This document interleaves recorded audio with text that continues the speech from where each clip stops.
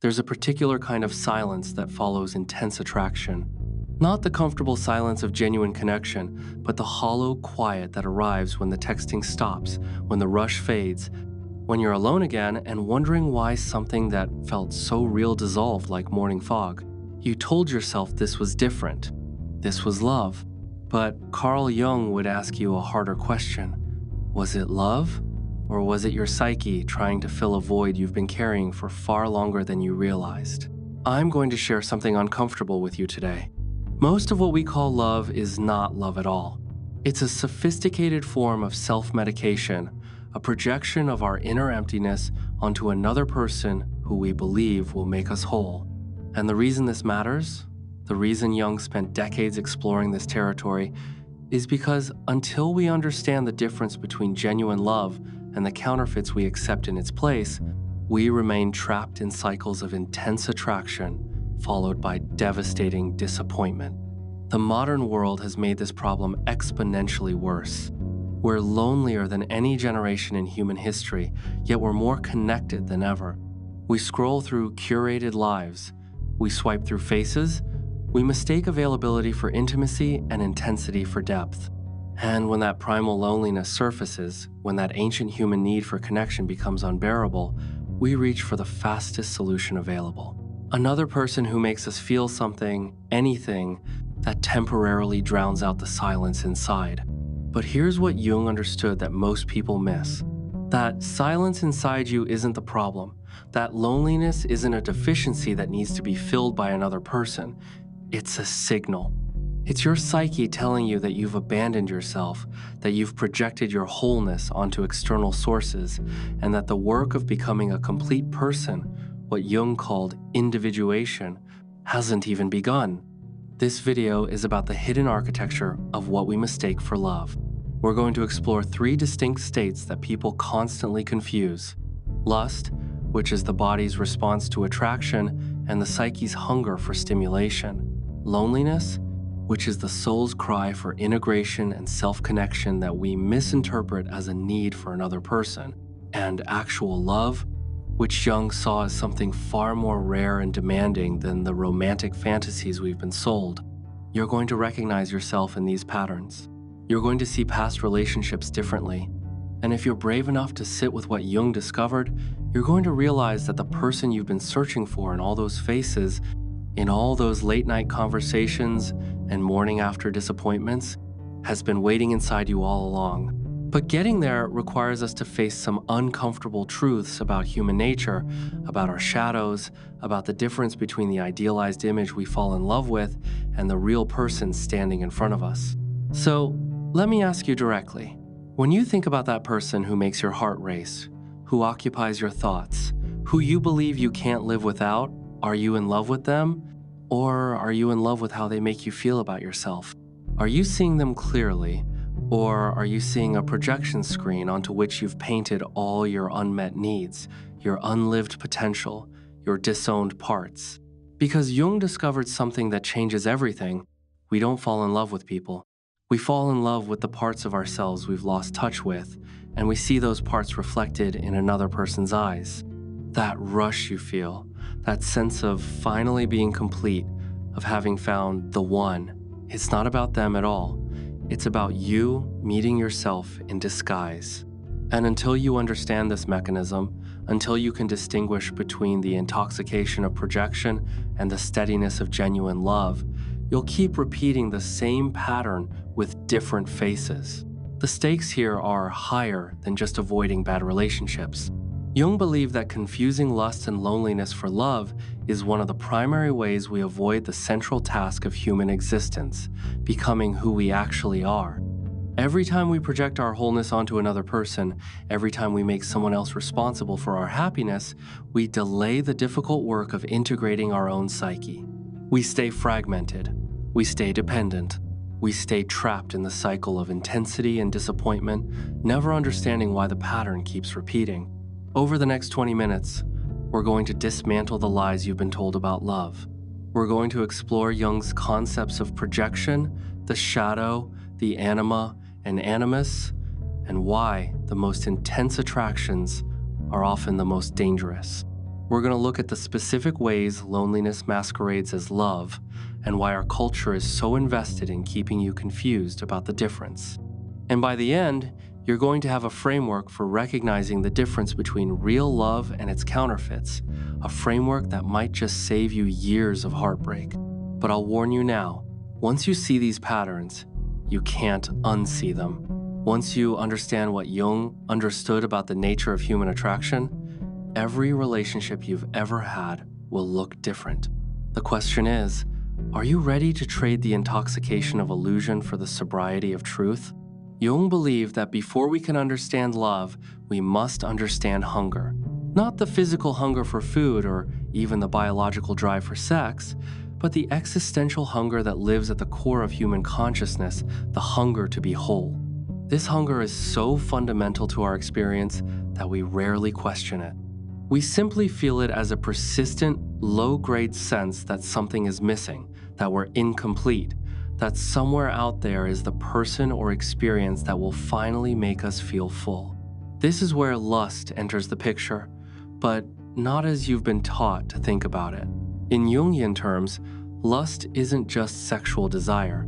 It's psychic hunger expressing itself through the body. It's the psyche's desperate attempt to fill the void of incompleteness through merger with another.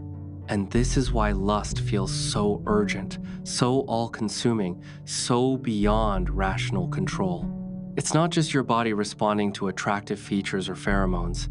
It's your unconscious mind recognizing something in another person that you believe you need to become whole. Here's what makes this dangerous. Lust speaks in the language of destiny. When you feel that electric pull towards someone, when every cell in your body seems to scream that this person is significant, that this attraction means something profound, your rational mind takes a back seat. You interpret the intensity of the feeling as proof of the feeling's validity. If it feels this strong, it must be real. If your body responds this powerfully, it must be love. But Jung would tell you that intensity and authenticity are not the same thing. In fact, the most intense attractions are often the most deceptive because they're rooted in the deepest unconscious needs.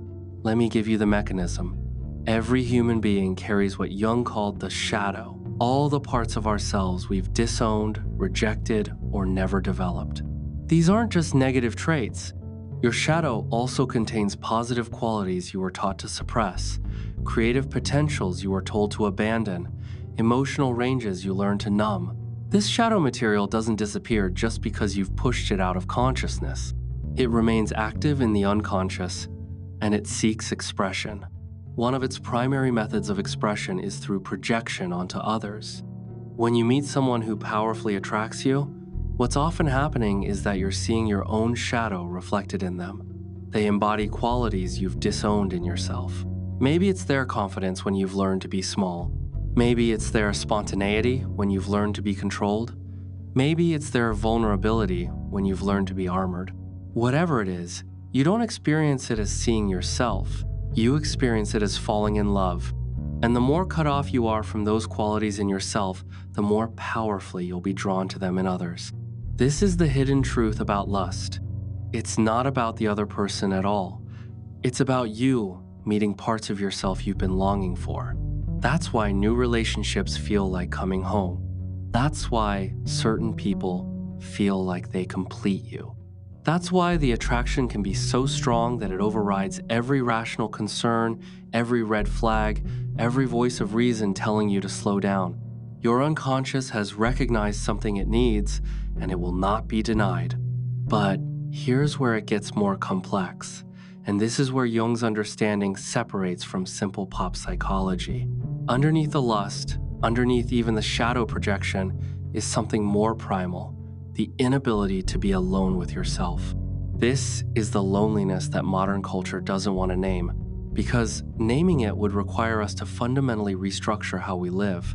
We've built an entire civilization around avoiding this loneliness.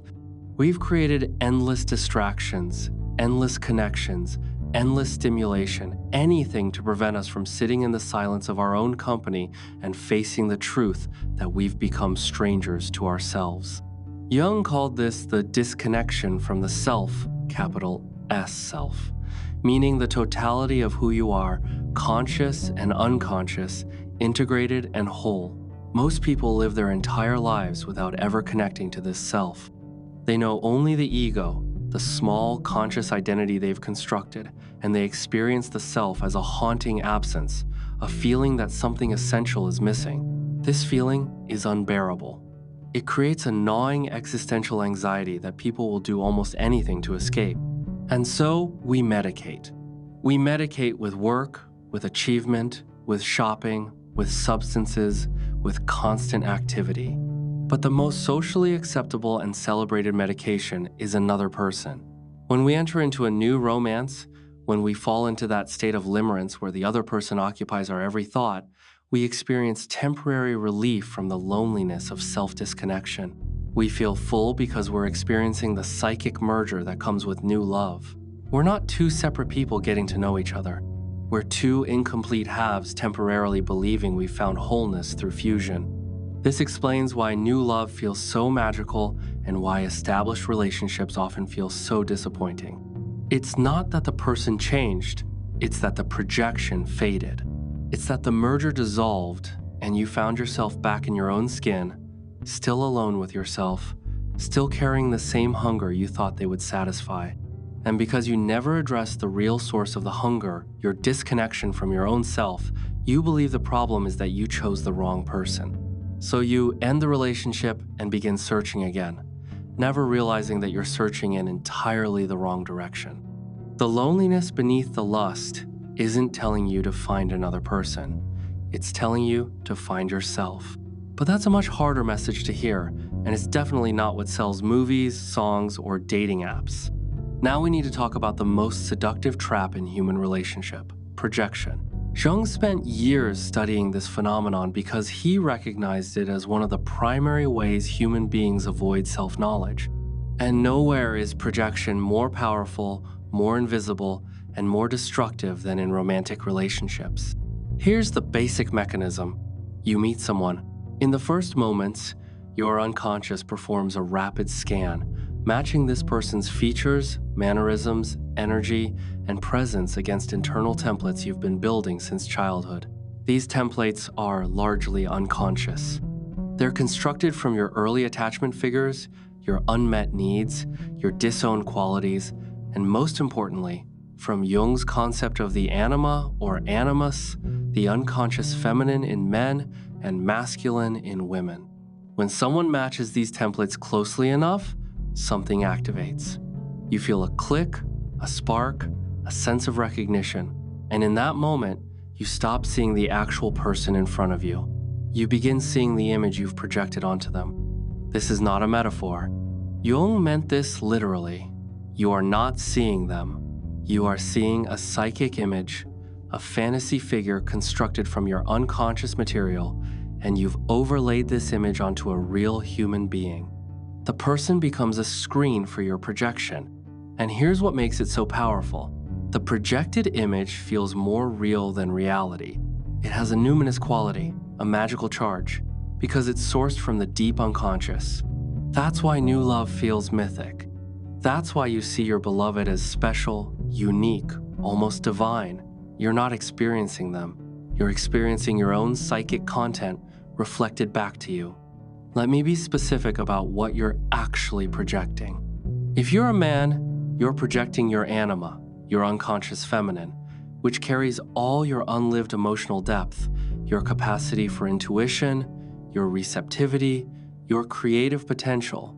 You see these qualities in a woman and believe she embodies them, never recognizing that you're seeing your own undeveloped feminine nature. If you're a woman, you're projecting your animus, your unconscious masculine, which carries your capacity for decisive action, your intellectual power, your assertiveness, your ability to move through the world with authority. You see these qualities in a man and believe he possesses them, never recognizing that you're seeing your own undeveloped masculine nature. But it goes deeper than just anima and animus. You're also projecting your shadow all the qualities you've repressed or never developed. If you've learned to be overly rational, you'll be attracted to someone emotional and spontaneous. If you've learned to be overly accommodating, you'll be attracted to someone with clear boundaries and a bit of edge. If you've learned to be serious and responsible, you'll be attracted to someone playful and free. In each case, you're not falling in love with a person. You're falling in love with the parts of yourself you've lost access to. And here's the cruel irony Jung discovered. The more powerful the projection, the less you're seeing the actual person, which means the more inevitable the disappointment. Because real people cannot sustain projections indefinitely. Reality always intrudes. The person you thought was so confident reveals their insecurity. The person you thought was so free reveals their fear. The person you thought completed you reveals that they're just as incomplete as you are. And when the projection collapses, when you're finally seeing the real person instead of your fantasy, you feel betrayed. You believe they changed, that they deceived you, that they weren't who they claimed to be. But they never claimed to be anyone. You projected that identity onto them, and now you're angry at them for failing to be the image you created. This is why Jung said that every intimate relationship eventually reaches a point of crisis. The projection must collapse. The fantasy must give way to reality. And at that moment, you have two choices. You can withdraw the projection, recognize it was yours all along, do the work of integrating what you projected, and then see if a real relationship with a real person is possible. Or you can decide the person was wrong for you, end the relationship, and immediately begin projecting onto someone new. Most people choose the second option. It's easier. It preserves the fantasy that the right person is out there, that love is about finding your perfect match rather than about becoming whole yourself. But here's what happens when you choose the second option repeatedly. You create a pattern. You have a string of intense relationships that all follow the same trajectory: initial magic, gradual disillusionment, eventual ending. You start to believe you're unlucky in love, or that good partners don't exist, or that you're somehow flawed. You never recognize the common factor in all these relationships. You and your unintegrated psyche projecting the same material onto different screens. Jung was clear about this. Projection is not inherently bad. In fact, it's how the unconscious communicates with consciousness. The problem is remaining unconscious of the projection, believing that what you see in the other person is actually in them rather than in you. The moment you can recognize a projection as a projection, it becomes information about yourself.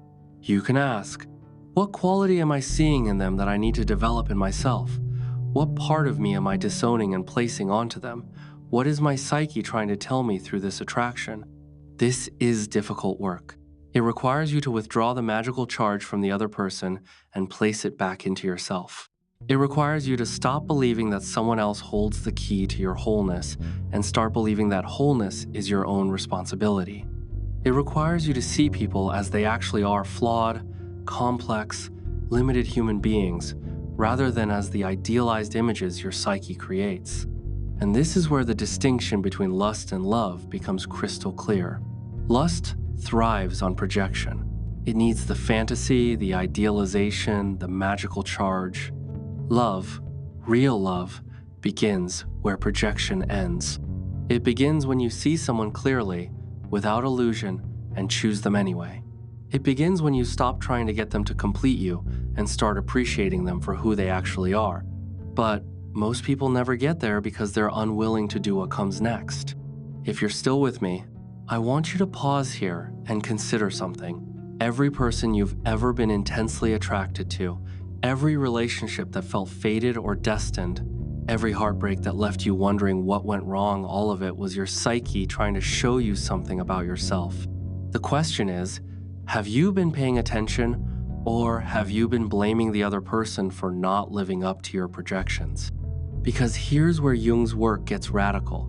He didn't just diagnose the problem of projection and loneliness masquerading as love.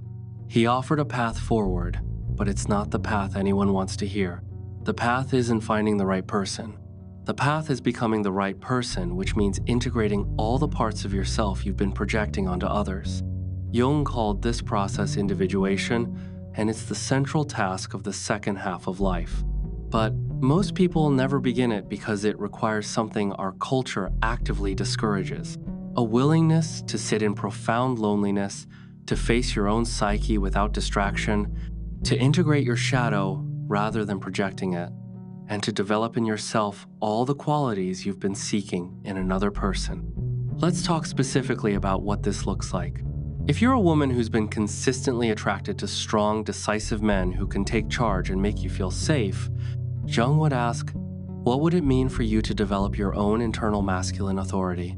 What would it mean to become the person who can make yourself feel safe, who can take decisive action in your own life, who can set boundaries and move through the world with power? This doesn't mean you become masculine in the stereotypical sense. It means you integrate your animus, the unconscious masculine dimension of your psyche that you've been projecting onto men.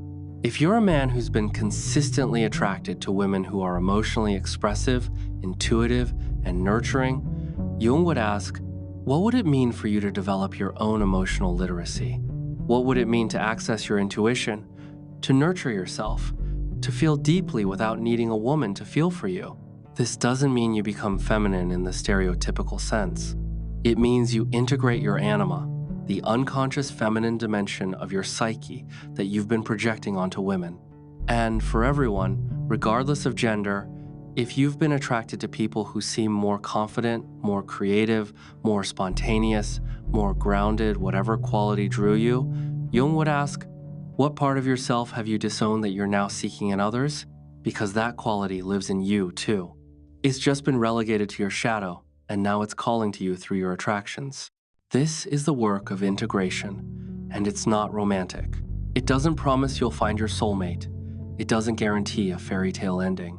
What it does promise is that you'll stop being driven by unconscious hunger, that you'll stop mistaking intensity for love, and that you'll become capable of seeing and relating to real people rather than projection screens.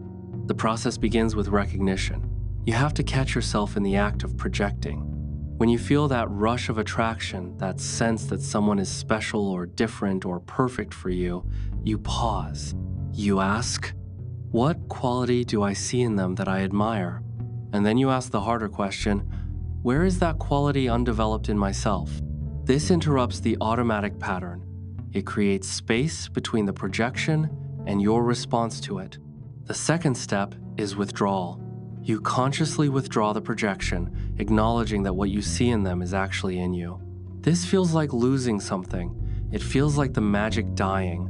And in a sense, it is your letting the fantasy die so that reality can emerge. You're giving up the intoxication of projection for the sobriety of clear seeing. Most people cannot tolerate this step. They'd rather keep the fantasy, even if it means another inevitable disappointment. The third step is active imagination and shadow work. You dialogue with the quality you've been projecting. If it's confidence, you explore your own relationship with confidence, where you learn to suppress it, what it would mean to embody it, what fears arise when you imagine being confident yourself. If it's emotional expressiveness, you explore your own emotional blocks where you learn to shut down, what you're afraid will happen if you feel deeply, what it would cost you to become emotionally available. This isn't abstract philosophy, it's practical psychological work, and it's uncomfortable. The fourth step, and this is crucial, is embodiment. You don't just think about developing these qualities, you practice them in your actual life. If you've been projecting strength onto others, you take actions that require you to be strong. If you've been projecting creativity onto others, you engage in creative practice yourself. If you've been projecting groundedness onto others, you develop your own grounding practices. You stop waiting for someone to bring these qualities into your life, and you cultivate them yourself. And here's what Jung discovered happens when you do this work. The hunger changes. That desperate, aching need for another person to complete you begins to fade. Not because you've become cold or closed off, but because you're becoming whole in yourself. You're no longer seeking external completion. You're generating your own sense of wholeness from within. But this raises an uncomfortable question, and I want you to really sit with it. If you do this work, if you become whole in yourself and no longer need another person to complete you, what happens to romantic love? Does it disappear? Does relationship become unnecessary? And Jung's answer is surprising. No, real love only becomes possible once you stop needing it. Because when you're no longer driven by projection and unconscious hunger, when you're no longer trying to fill a void through another person, you become capable of something far more rare and valuable. Seeing another person clearly and choosing to share your life with them, not because you need them, but because you genuinely value who they are. This is the love beyond lust and loneliness. This is the love that Jung believed was possible only after individuation has begun, and it looks nothing like the romantic fantasies we've been sold. So what is real love, according to Jung?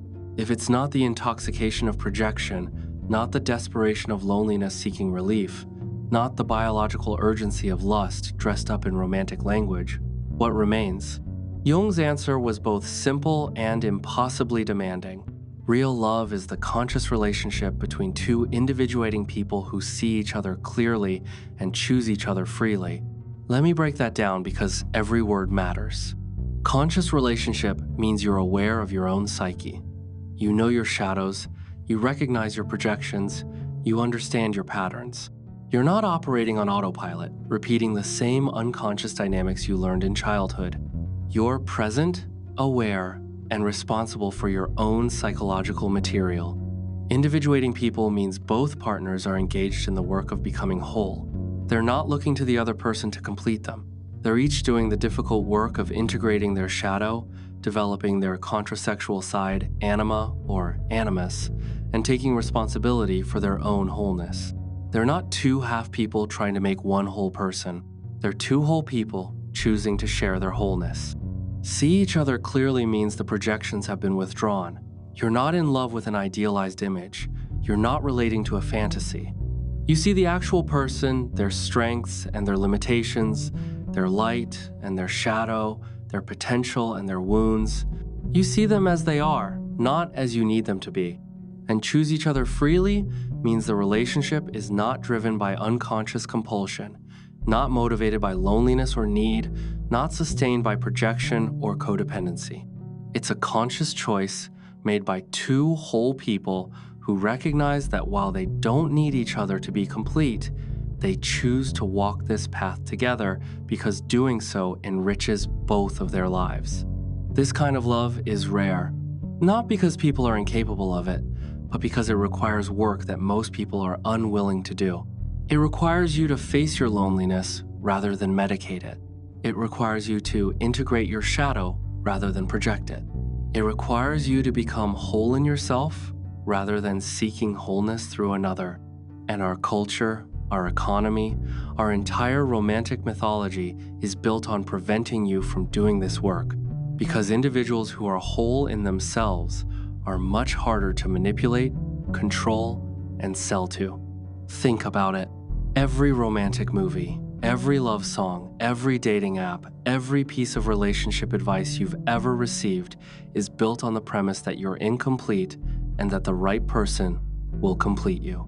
You're taught to search for your other half, your soulmate, your perfect match. You're taught that true love is about finding someone who fits with you perfectly, who understands you completely, who makes you feel whole. And all of this is exactly backwards according to Jung. The search for completion through another person is the problem, not the solution. It keeps you fragmented, keeps you dependent, keeps you cycling through relationships looking for something that can only be found within yourself. And the tragic irony is that the more desperately you search for love, the more you guarantee you won't find it, because desperation is itself proof that you're still operating from the wound of incompleteness rather than from wholeness. So what does real love actually look like in practice? It looks like two people who don't need each other but choose each other. It looks like being able to be fully yourself without losing yourself in the relationship. It looks like seeing your partner's shadow clearly and not trying to fix it, change it, or pretend it doesn't exist. It looks like each person taking responsibility for their own emotional state, their own fulfillment, their own growth. It looks like conflict that deepens understanding rather than threatens the relationship, because neither person's identity is dependent on the other's approval. Real love is calm where lust is frantic. It's clear where projection is hazy. It's free where codependency is binding. It's chosen where neediness is compulsive. It doesn't promise to complete you, but it offers to accompany you. It doesn't claim to be your everything, but it enriches your wholeness rather than filling your emptiness. And here's what Jung understood that changes everything. Real love becomes possible only when you face the thing you've been running from your entire life, your own company, your own psyche, your own capacity to be alone without being lonely. Because loneliness, in Jung's framework, is not the absence of other people, it's the absence of a relationship with yourself. And no amount of human connection, no matter how intense or romantic, can substitute for that primary relationship. This is why Jung insisted that individuation, the process of becoming whole, must precede union. You cannot truly unite with another until you've united with yourself. You cannot truly love another until you've learned to love the totality of who you are, including your shadow, your wounds, your unlived potential, your disowned qualities.